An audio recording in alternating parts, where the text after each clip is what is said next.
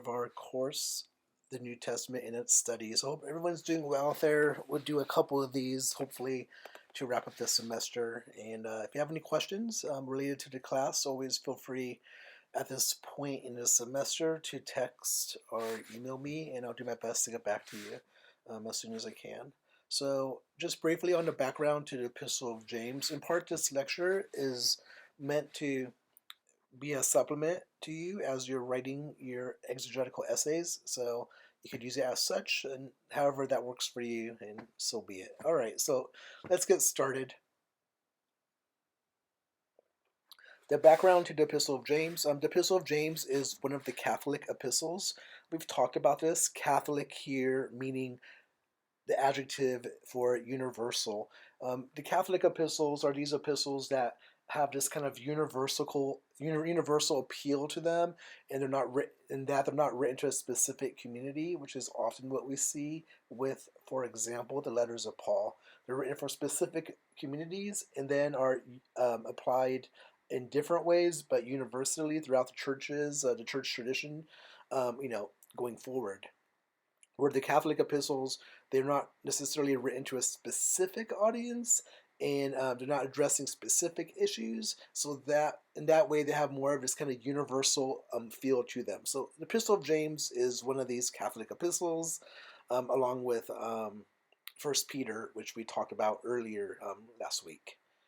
Martin Luther, and this was your kind of your discussion question for this week, was built around what Martin Luther famously said about the Epistle of James. So Martin Luther is a 16th century Protestant reformer within Germany. Martin Luther said that famously that the Epistle of James is an epistle of straw, a strawly epistle. Raymond Brown, after citing this famous quote, inserts that nonetheless, the Epistle of James has come down to us in our time as one of the most socially conscious writings of the New Testament. So we'll talk about this epistle that Luther calls the Epistle of Straw, throughout our time together today.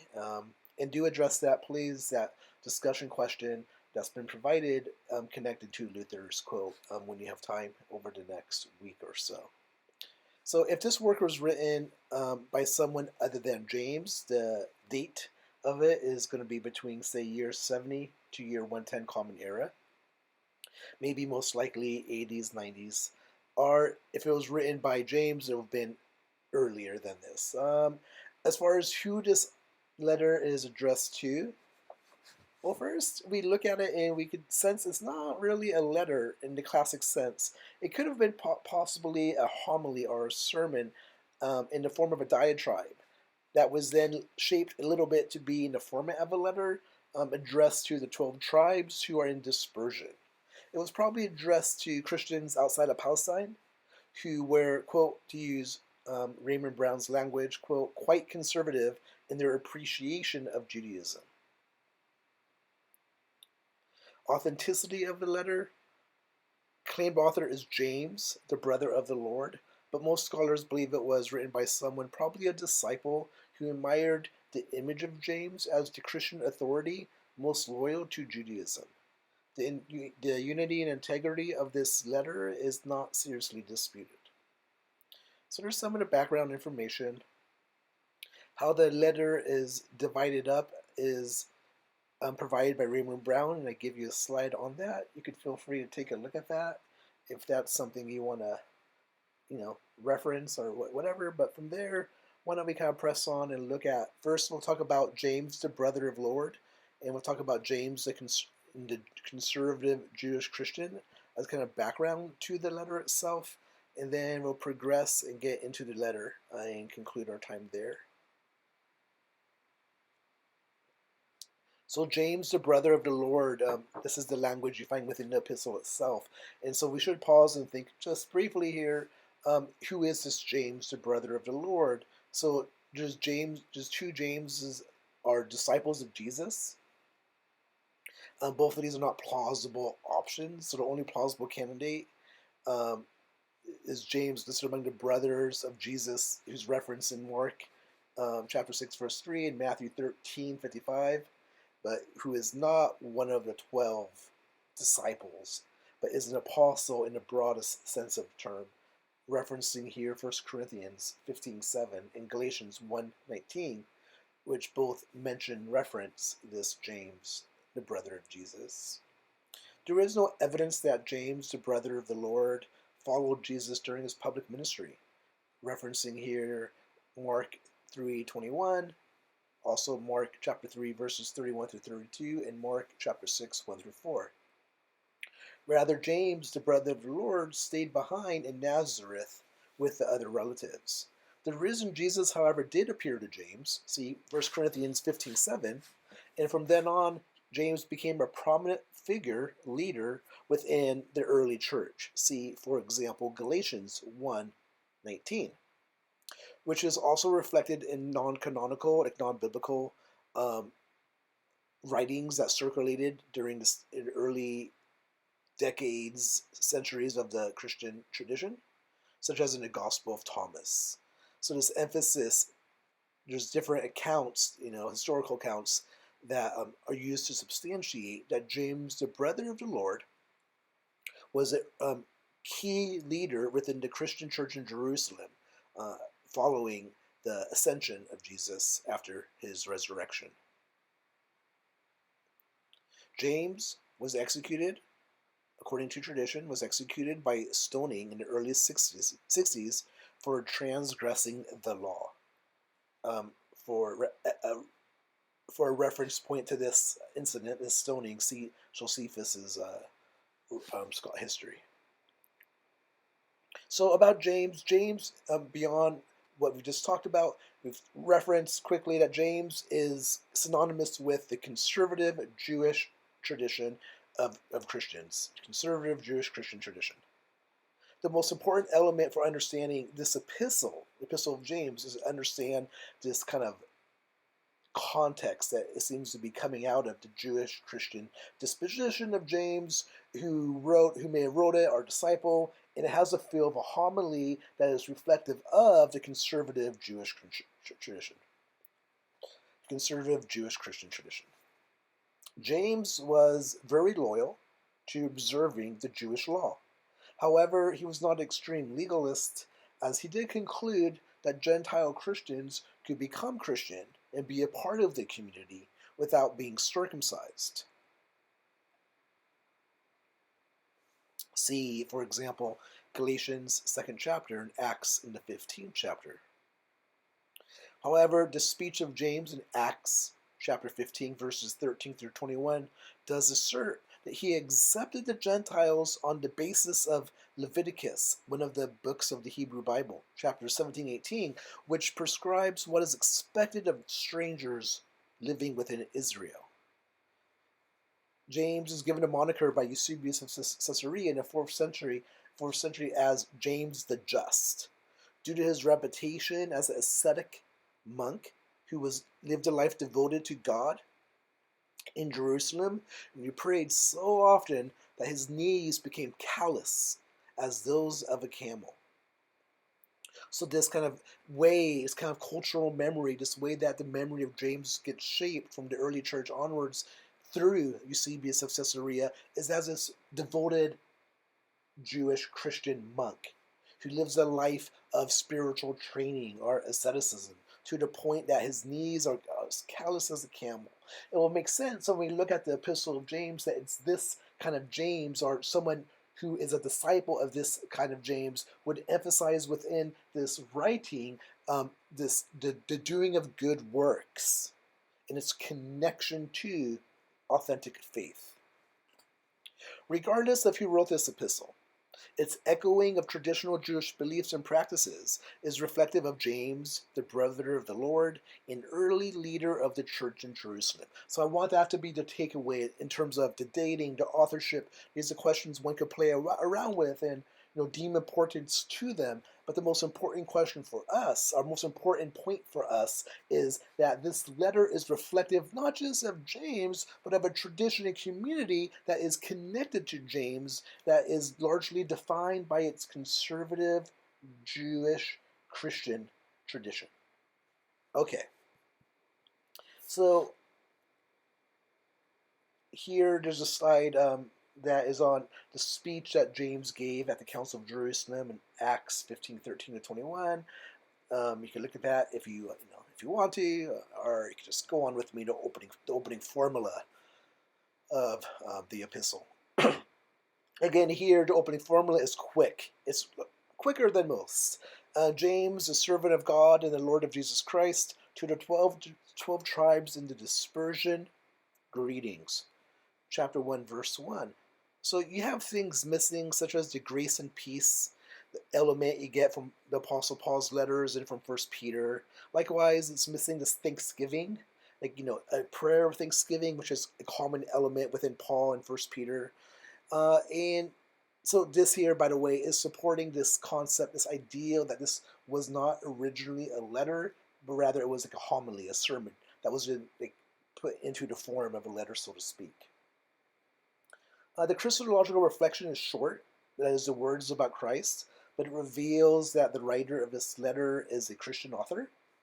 The language of the 12 tribes of dispersion is interesting, and it could have been aimed at Jewish Christians or Gentile Christians.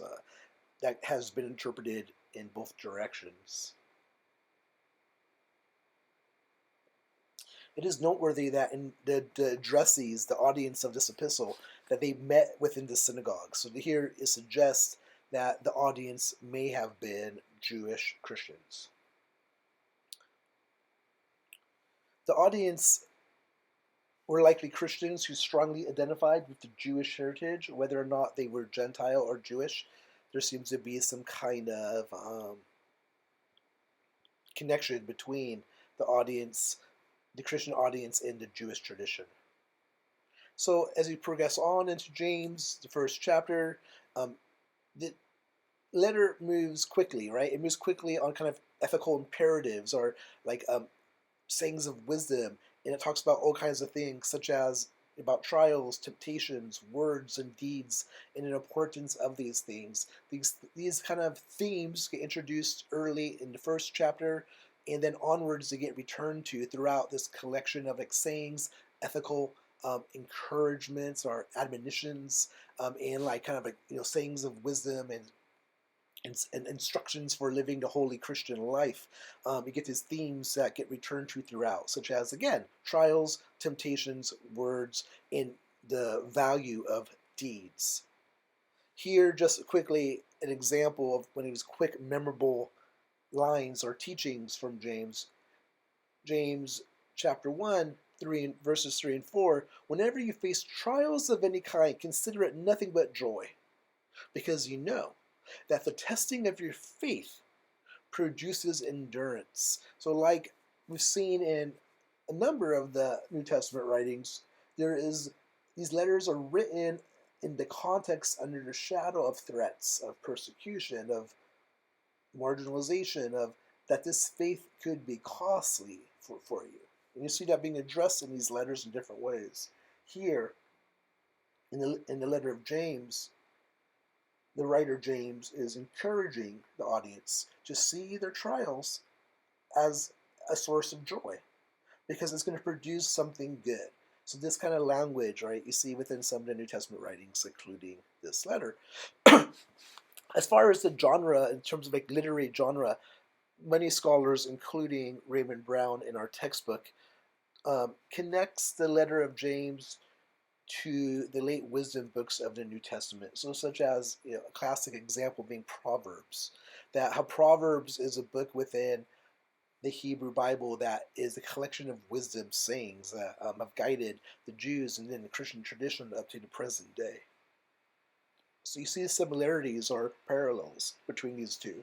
So in some ways it reads like a collection of wisdom literature. Wisdom's a key theme throughout the book. James, first chapter, verses 5 through 8, declares, if any of you is lacking in wisdom, ask God, who gives to all generously and ungrudgingly, and it will be given you. But ask in faith, never doubting. For the one who doubts is like a wave of the sea, driven and tossed by the wind. For the doubter, being double-minded and unstable in every way, must not expect to receive anything from the Lord. James chapter 1, verses 5 through 8. So its emphasis on wisdom, it is something that we see throughout the letter, including in the above passage. This emphasis on asking in faith but never doubting is a strong instruction, which perhaps could be understood as aspirational rather than as doctrinal, as it seems to me at least that doubt is part of the human condition. And that doubt didn't hinder Jesus from performing miracles.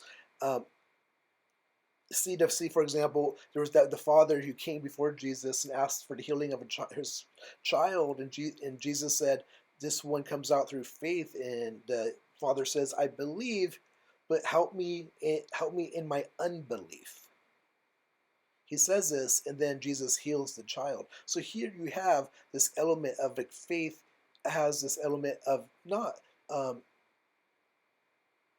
doubt, of questioning.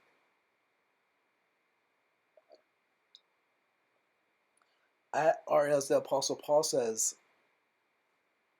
in his letter to the Corinthian church, today, now we see in part. We see through a mirror that's kind of darkly tinted. We don't fully see, we don't fully understand, but we live in a place of faith that seeks understanding.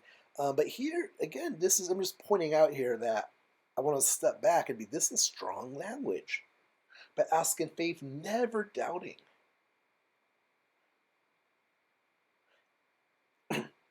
Again, this is me not reading the text, but responding to it. So, keep that in mind and kind of trying to be fully self-aware here. Um, but, but for me, I would contend that doubt is not the opposite of faith. Rather, it is the proof of an authentic faith. If by doubt, see, what do we mean? What do we mean by doubt? If by doubt we mean living in the questions in the unknown as we seek greater understanding.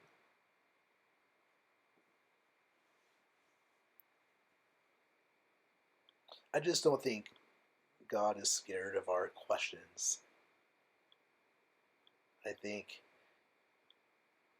questions could be a sign of lively faith, of energized faith, a faith that persists, a faith that wonders.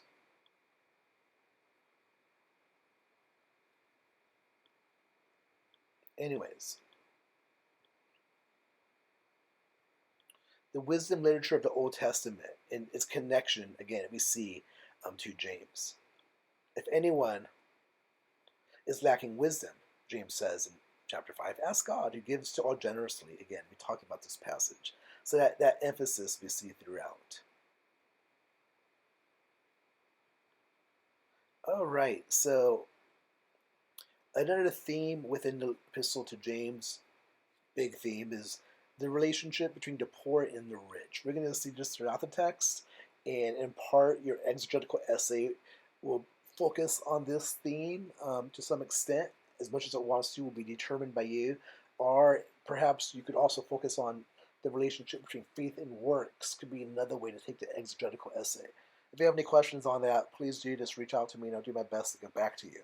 But this theme of the rich and the poor, is a persistent theme throughout the text, the Epistle of James. Here in James chapter 1, verses 9 through 11, it reads, "Let the believer who is lowly boast in being raised up, and the rich in being brought low, because the rich will disappear like a flower in the field. For the sun rises with its scorching heat and withers the field, and its flower falls, and its beauty perishes. It is the same way with the rich. In the midst of a busy life, they will wither away."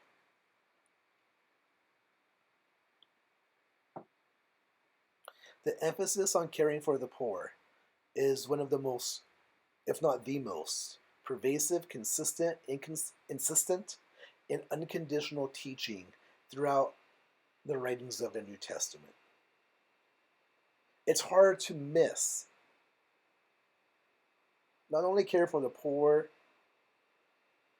but it may be argued that judgment upon the rich is a theme certainly within this epistle to James, but throughout the New Testament. Indeed, we see this theme within the teachings of Jesus himself, judgment upon the rich. So in your exegetical essay, you'll be asked to provide examples where in the New Testament writings we see this teaching that we just lifted up here right now. Care of the poor and judgment upon the rich. Where do you see that? In your exegetical essay, you're going to want to do this kind of intertextual, reading text and conversation with each other, or it's called canonical approach to biblical exegesis, where canonical approach is where you take different writings of the New Testament and create an interpretive argument by placing them in conversation. So you'll see that when you look at the assignment, the exegetical essay assignment, you'll see me encouraging you in that direction.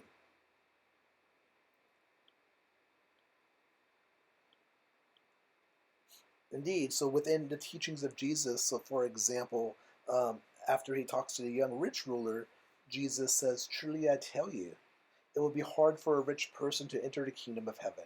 Again, I tell you, it is easier for a camel to go through the eye of a needle than for someone who is rich to enter the kingdom of God."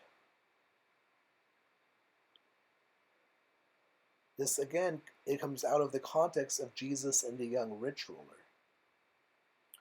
Or the young rich ruler, we talked about this, right, already. We talked about the young rich ruler when we looked at the Gospels and how the young rich ruler came to Jesus and said, "Is there anything else, Rabbi, that I must do?" Right? I give my tithe, I do all my rituals, my prayers, I'm successful, I'm a good person, I'm living the life that has been prescribed by me, for me, by my Jewish tradition, I'm following the commandments. Is there anything else? One could assume, without trying to read too much into the mind of the young rich ruler, that he might have anticipated the response to be no. You're crushing it. You're killing it. You are amazing. I mean, one could imagine him thinking that, right? And then one could speculate what went on in his heart and his mind when he heard the reply from Jesus, which was, "You lack one thing. Go and sell everything you have, give it to the poor, and then follow me." Perhaps the young rich ruler may have been the only person to come to Jesus seeking help, legitimately, who walked away disappointed throughout all the stories embedded within the Gospels. This is important, right? This theme, the theme that Jesus talks about, you can't serve two masters. This theme, you can't serve God and money, is important not just in the Epistle of James, but within the very teachings of Jesus himself. There's a parable Jesus tells in Luke 16. It's called the parable of the rich man and Lazarus. In this parable, Jesus tells a story of the rich man who ignored a poor man named Lazarus, who was lying down at the city gate every day. The rich man just looked the other way. After the rich man died, he was suffering in Hades. And he looked up, and Jesus says that he saw Lazarus by the side of the patriarch Abraham. The rich man asked Abraham to let Lazarus dip the tip of his finger in water to cool his tongue. After reminding the rich man that he enjoyed a pleasurable life on earth, Abraham told the rich man that it is impossible for Lazarus to cross the gap between these two worlds. The rich man then, asked Abraham, "All right, well, send a messenger to my 5 brothers to warn them." Then Abraham responded that they have Moses and the prophets. They should listen to them.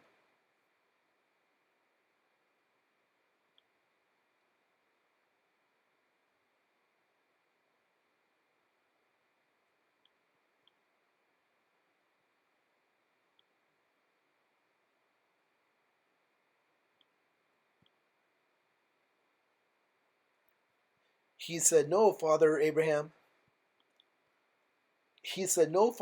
But if someone goes to them from the dead, they will repent." He said to him, Abraham said back to the rich man, "If they do not listen to Moses and the prophets, neither will they be convinced, even if someone rises from the dead." So that's super interesting, right? That Jesus is telling this parable about this about this rich man who's suffering in Hades because why? Why? Because he didn't follow, all the rituals. He didn't have all the right beliefs. He wasn't being a good Jew in all these other ways. Why could be a good Jew? No, for one reason: because he ignored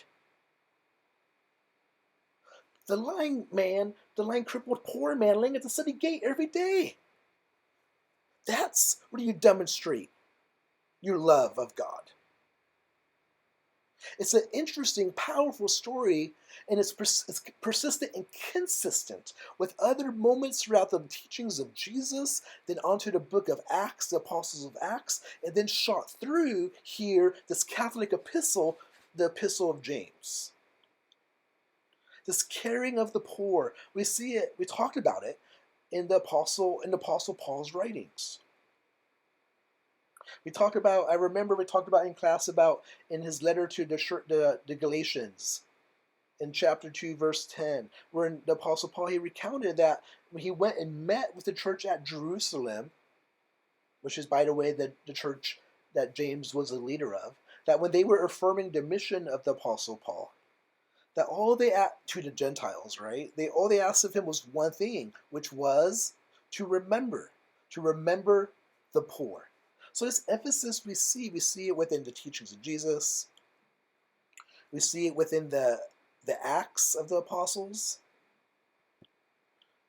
We see it within the writings of the Apostle Paul. So like in the Acts of the Apostles, and it emphasizes the care for one another.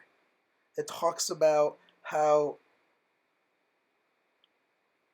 that the whole group of early Christians, that those who believed were one of heart and soul, and no one claimed private ownership of any possessions, but everything they owned was held in common. With great power, the apostles gave their testimony to the resurrection of the Lord Jesus, and great grace was upon them all. There was not a needy person among them, for as many as owned lands or houses sold them and brought the proceeds of what was sold. They laid it at the apostles' feet, and it was distributed to each as any had need. There was a Levite, a native of Cyprus, Joseph, to whom the apostles gave the name Barnabas, which means son of encouragement. He sold a field that belonged to him, then brought the money and laid it at the apostles' feet.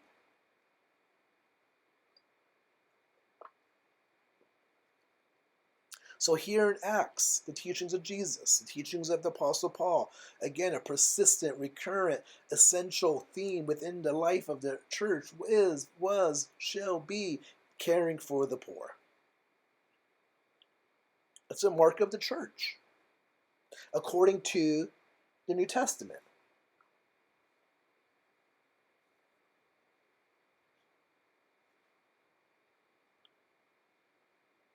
We talked about the divine judgment that comes in Acts 5, 1 through 11. So divine judgment upon the rich is a theme within the Epistle of James. But it's also a theme within the other writings of the New Testament, such as within the story about Ananias and Sapphira in Acts chapter 5, where they withheld some of the proceeds from selling property. They withheld it from the apostles, giving it to the church, and they lied about it, and thus both of them were struck dead by God in that moment, that they withheld and then they lied about that which they held. So there's emphasis on giving up all you have for the sake of the community. You see if you don't, what comes out of that is divine judgment. You see within the Acts, and also you see it within the teachings of Jesus, who talks about divine judgment and there being a separation of those who care for the poor from those who don't care for the poor. Onwards in James chapter 1, verses 23 through 25, James declares, "But be doers of the word and not merely hearers who deceive themselves. For if any are hearers of the word and not doers, they are like those who look at themselves in the mirror. For they look at themselves, and on going away, immediately forget what they were like.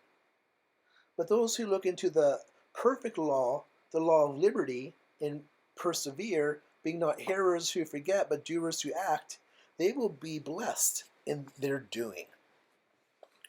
So this above passage here, just quickly on it, it's a great example of what Brown and other New Testament scholars have called this conservative Jewish Christian flavor that we see throughout this epistle. I mean, what does it mean to be doers of the word in the context of the letter? It must mean the Hebrew Bible, right? The Old Testament. Since the New Testament wasn't yet a canonical collection of scriptures at the time that James was written. And then another question would be, how does calling the Jewish law the perfect law and the law of liberty in this above passage, how does that contrast with, different form, or problematize other New Testament writings, most especially Paul's writings, Paul's letters, where Paul seems to take a stance against the law, right, against the Jewish law, and he doesn't call it a law of liberty, right? He kind of talks about it in terms of it being a bondage, right, a prison that one must free themselves from, to embrace the love and mercy of God, which comes apart from the law. He talks about, a freedom coming in the spirit, right, not in the law. So you have these differences. How do you account for those differences as part of the task of biblical scholarship?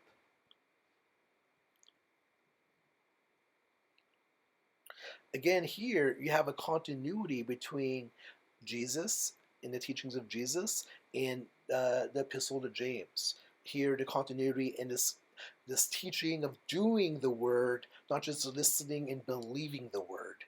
Jesus says in Matthew 7, everyone then who hears these words of mine.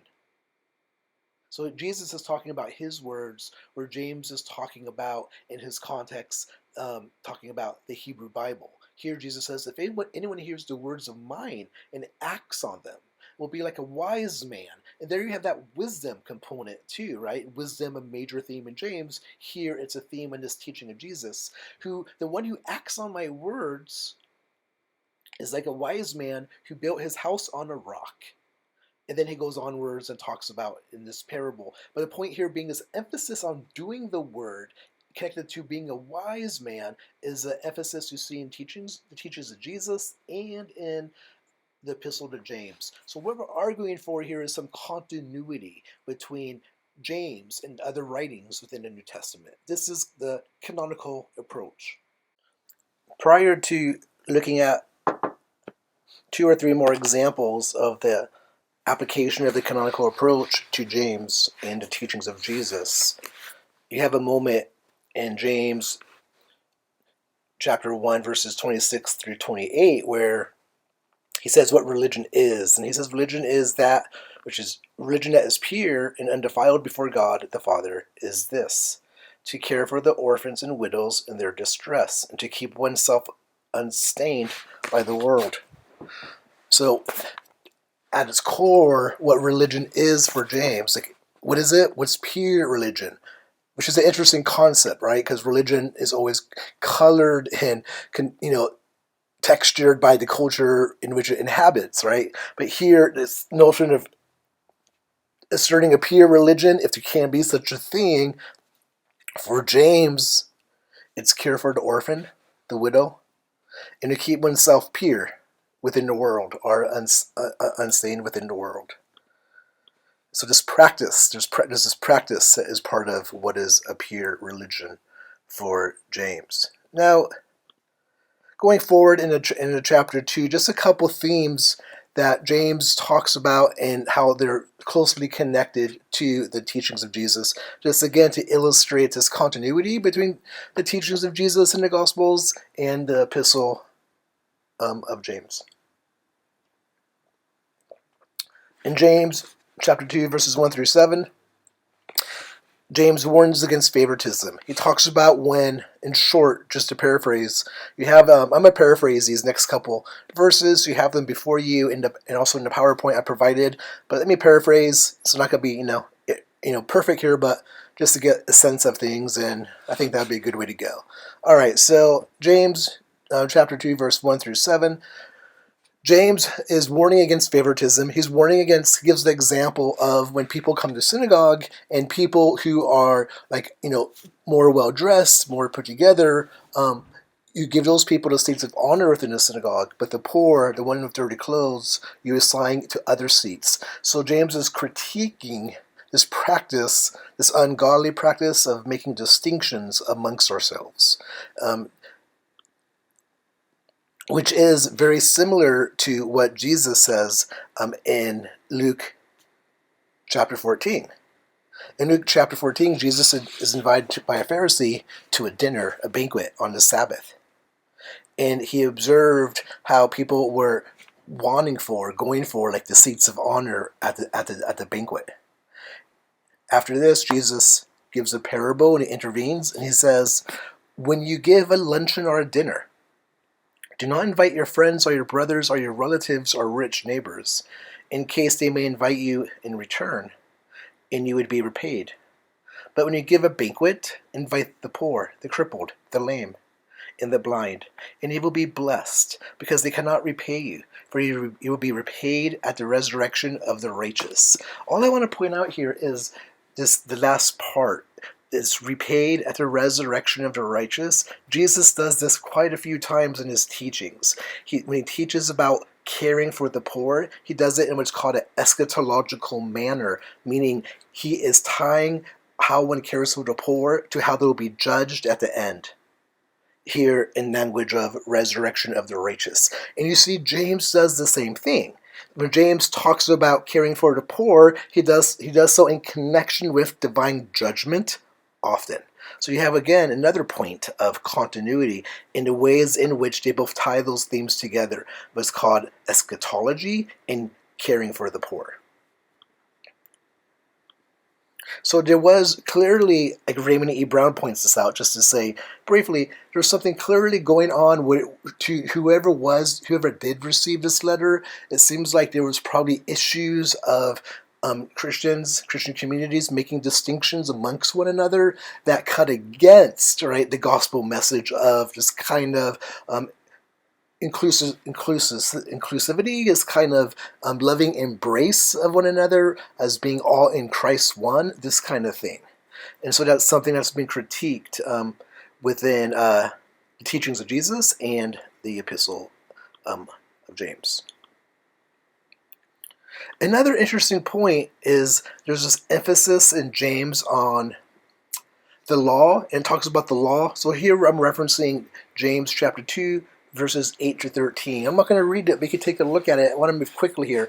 But again, this is the Jewish component within James's letter, where in the middle of this passage, chapter 2, verse 8 through 13, James calls the law. He says one should be doing the law, right? We've talked about that. And he says, well, he talks about this, so to speak and so to act as those who are to be judged by the law of liberty. So that is how one should speak and act, as if we will be judged by the law. But there isn't a law that you're not speaking and acting because this law is like restricting you, or this law is going to condemn you. You're reacting to it, you're speaking and acting under it, because in doing so, it brings you freedom.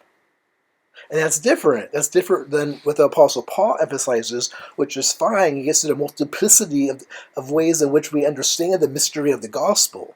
Right? There's not just one way to understand it and to talk about the mystery of salvation. So that's fine. But it is different than the Apostle Paul. Paul says it's in freedom, or here liberty. It's in the Spirit of the Lord, there is freedom. This is a famous line from the Apostle Paul. In the Spirit of the Lord, there is freedom. And that's different than what the Epistle of James is saying here, that liberty, or freedom, is located in the law.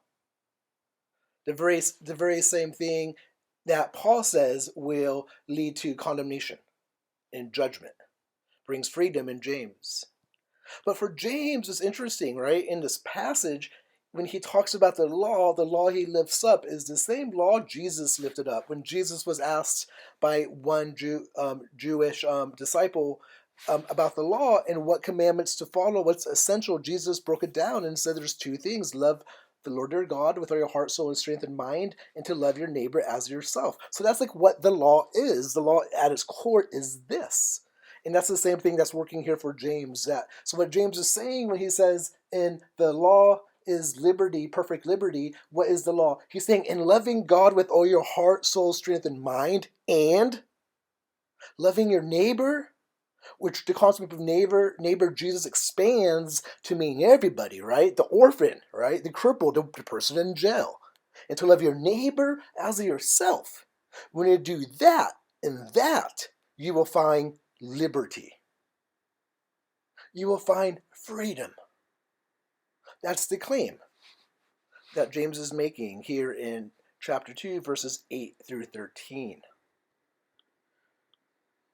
Now, after this, the next passage we have is the passage that I want you to focus on for your exegetical essay. I'm not going to cover it in the lecture, but the very last, 5, 6, 7 slides give you the information, the prompts, the guidelines for writing that essay. If you have any questions, please do let me know via text or email. But here is the main passage, the passage for the writing of your exegetical essays. James 2:14 through 20. What good is it, my brothers and sisters, if you say you have faith but do not have works? Can faith save you? If a brother or sister is naked and lacks daily food, and one of you says to them, "Go in peace, keep warm, and eat your fill," and yet you do not supply the bodily needs, what is the good of that? So faith by itself, if it has no works, is dead. But someone will say, "You have faith and I have works. Show me your faith apart from your works, and I, by my works, will show you my faith. You believe that God is one? You do well. Even the demons believe and shudder. Do you want to be shown, you senseless person, that faith apart from works is barren?" Then James goes on, the second section of your exegetical focus here for your essay, by referencing Abraham, the father of the Jewish, Christian, and then Islamic faith.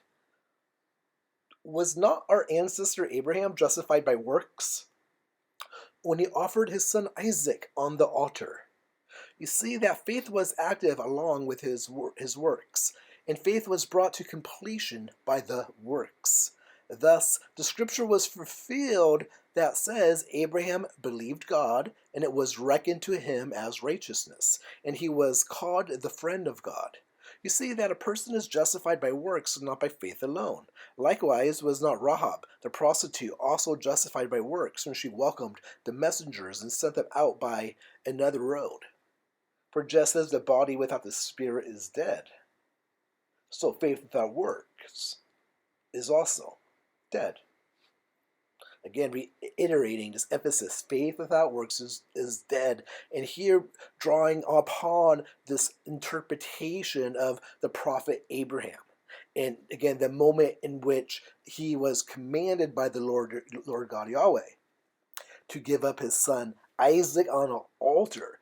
And he did so out of obedience, out of faithfulness. And then, a ram in a thicket was provided. This is like a pivotal story in the Jewish, into the Christian tradition. He's referencing that story, and in referencing that story, he's saying, now you see how important the action is. So it's not just that he believed and trusted in God, but also out of that belief, the belief was demonstrated in the action. What's the action? The action is what's called the binding of Isaac. Taking and binding Isaac up, putting him on the altar, getting ready to, give him up as a sacrifice and kill him for the Lord God. That action, without the action, their faith is not there, because part of the faith is the action itself. This kind of thing is what James is getting at in this particular passage. What's interesting is the Apostle Paul, likely prior to writing of James, uses the same story and says, look at the faith of Abraham. And it's by that faith he believed. He believed, that God would provide, it says, and it's credited to him as righteousness. And so you have these two. We've talked about this, the importance of interpretation, and interpretation is what is what communities do, is what individuals do, and there's differences within interpretation, but they're still pointing to the same God, the God of the gospel, the God of the Christ, the Son, the Messiah. They're all pointing, but they're interpreting the scriptures differently at different points and pointing to the same thing.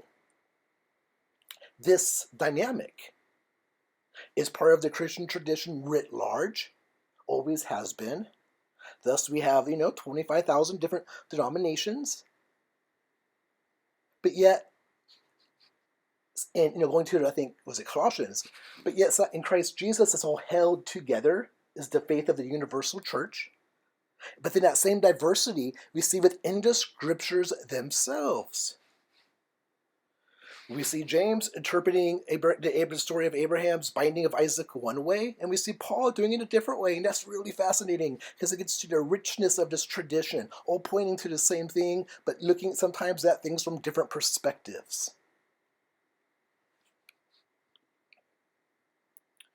Here I provide as a slide some preliminary reflection questions on James, but I think I want to kind of keep going forward and start heading towards the end of this lecture. So I'm going to bypass some of this just for the sake of time, but here's the reference I have slides here, quotes from the ways in which Abraham was referenced as an example of faith, both in, not just in Romans chapter 4, verses 2 through 5, but also in Hebrews. Remember we talked about Hebrews in that faith chapter 11. Likewise in there, Abraham's like the kind of the par excellence example of faith and of faith justifying. So we see this kind of thing, we see both sides. So we see like the richness, right, that comes with the story of the binding of Isaac, how rich that is and how much it gives to the Christian tradition in different ways.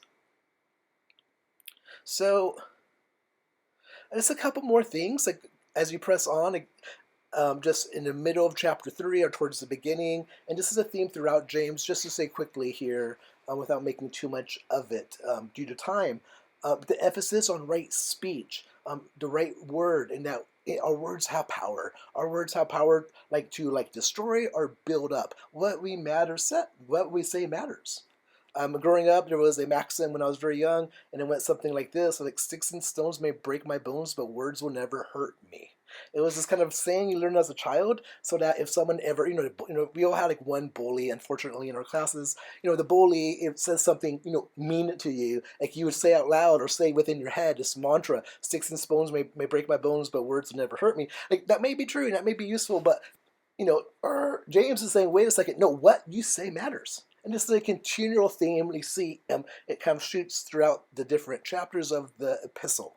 What you say matters. And he uses analogies or metaphors, and he says in chapter 3, verses 3 through 5, if we put bits in the mouth of horses to make them obey us, we guide their whole bodies. Or look at ships, though they are so large that it takes a strong winds to drive them, yet they are guided by a very small rudder, wherever the will of the pilot directs. So also, the tongue is a small member, yet it boasts of great exploits. And so the tongue, like the capacity of speech, as being something filled up with great exploits, that what we say has power. It matters. Therefore, it matters that we cultivate within us the voice that needs to be heard.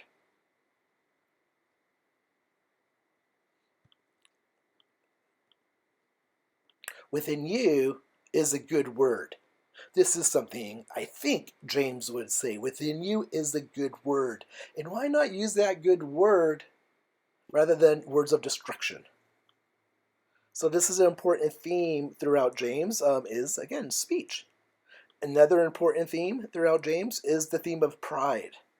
About pride in relationship to humility. This is another theme, another virtue that James returns to throughout the epistle. So, for example, in James chapter 4, verse 6, it teaches God resists the proud, but gives grace to the humble. So pride as this kind of this sin is something that goes back to the scriptures themselves, and then by the 4th century, when you have like the the collection, the kind of the ordering of the 7 deadly sins, one of them in all the different lists that get produced from the 4th century onwards is pride. Starting with Evagrius of Pontus and John Cassian in the 4th century, these two Christian Eastern monastic figures, and then onwards we had these different listings of the 7 sins. Sometimes one might be taken out, one added, and vice versa, and ordered in different ways. But almost consistently across these different lists of the 7 deadly sins, from Thomas Aquinas or Dante and so forth, pride is considered the chief sin. So pride being this thing that threatens the harmony of the community, and this is what James in his epistle is getting at. He's recognizing how being boastful. He warns in James, one of these chapters, like, do not boast, don't boast. He talks about do not be prideful and this kind of thing. Do not seek the seats of honor, but rather be humble. Be humble. Think of others before yourself. And this is a mark of the Christian community, what it should aspire towards, according to James. So pride is routinely, within these different lists of the 7 deadly sins, lifted up as this chief sin. I remember in C.S. Lewis's Mere Christianity, it's been like over 2 decades since I read it, but I remember this line that stuck out to me. And I remember, and still when I think about pride in the Christian tradition, I often think about what C.S. Lewis said. And so in Mere Christianity, a nice little cute little book, that's a good read. C.S. Lewis says, unchastity, anger, greed, drunkenness, and all that are mere flea bites. I love that, like mere flea bites. These are the other 7 deadly sins, right? In comparison to pride. It was through pride that the devil became the devil. So referencing this kind of story about how the devil came to be, pride leads to every other vice. It is the complete anti-God state of mind. So this is strong language, right? Like the pride being this thing that is the fountain for all other vices or sins. It's the anti-God. Other theologians, repeat this prior to C.S. Lewis and after C.S. Lewis, like that pride being that central sin. And if you read the Epistle of James, you'll see again and again, one thing he addresses is the virtue of humility against the sin of boastfulness or being proudful. So from there, I think we should just kind of wrap it up. Last couple things. Once again, I'm just gonna give you the passage here, the beginning of James. I'm not gonna read it all, but James chapter 5, the last of the 5 chapters, verses 1 through 6. Once again, he returns to this theme of divine judgment in relationship to rich people. It says, just a little bit of it, come now, you rich people, weep and wail for the miseries that are coming to you. Then onwards it goes throughout these verses. It's fairly heavy. It's fairly heavy. And this fits with, again, stories, at least 2 teachings of Jesus that have this kind of same intensity when it comes to divine judgment. So that's just the theme throughout this epistle.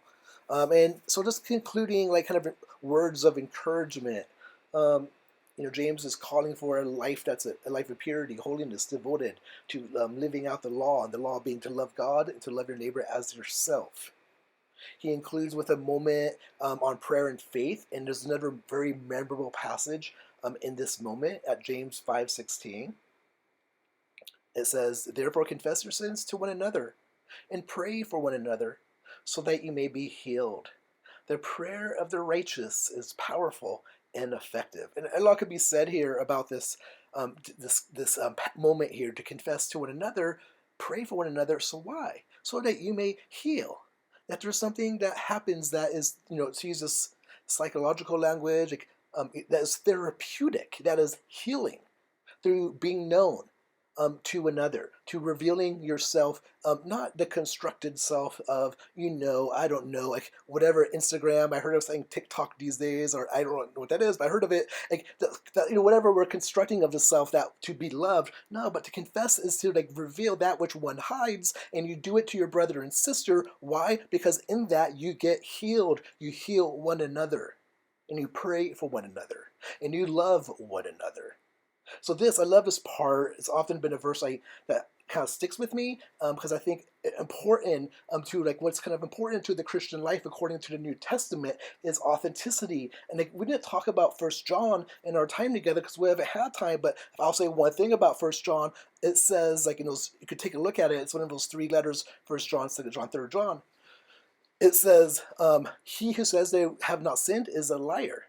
And then it says that we shall walk in the light as he is in the light. And it emphasizes authentic community is a community where one walks in the light but doesn't hide in the darkness. And walking to the light in part means to admit. Not to everyone. You don't gotta like go and post this on Facebook or Instagram or what have you. But admit to like those you trust, first to God, but also like to one another. Be a source of healing in community to one another through listening and bearing that which the other has to give in this bond of love. So I love that admonition. I think it's an important one. And then it ends with these two verses. There's a lot of kind of intensity within the epistle that kind of focuses on, say, the law and like doing certain things and to avoid divine judgment. But then it ends in this kind of moment of kind of grace and mercy. Last couple verses. My brothers and sisters, if anyone among you wanders from the truth and is brought back by another, you should know that whoever brings back a sinner from wandering will save the sinner's soul from death and will cover a multitude of sins. And so you have this last encouragement, the last words, and then it ends, right? That's interesting. Remember how we were saying the Epistle of James is probably a homily and doesn't really have the vibe of a letter, but we called it an epistle just for naming's sake.